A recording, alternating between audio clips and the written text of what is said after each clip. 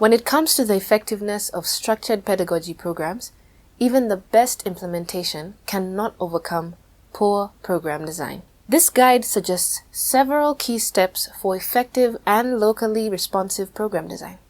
Firstly, do more by doing less. A program will never have a chance if it asks teachers to do too much or if they perceive the new methods to be too much additional work. Secondly, focus on the teacher change process. Pay attention to the threshold for what teachers are likely to take up during the short period that they are in training. Simplicity is key.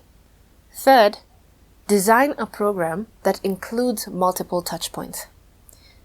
The more often teachers have an opportunity to be in touch with, learn from, and ask questions of trainers, as well as other coaches, and other teachers, the more likely they are to feel confident and supported. Fourth, respond to policy opportunities.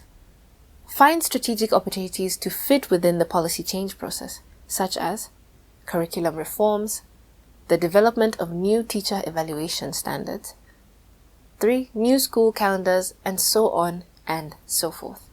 Plan from the very beginning for the eventuality that your program will scale. Be prepared, for example, to design the program for scale using the government systems for teacher training, or the personnel for teacher support, and the textbook development process.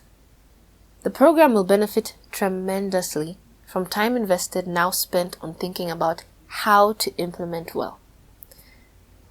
These design choices can differentiate a mediocre structured pedagogy program from a highly structured pedagogy program and effective one.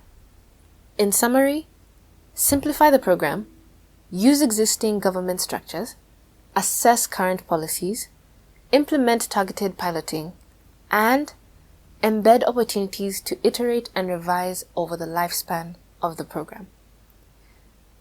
This will make sure that the program you implement is designed as effectively as possible.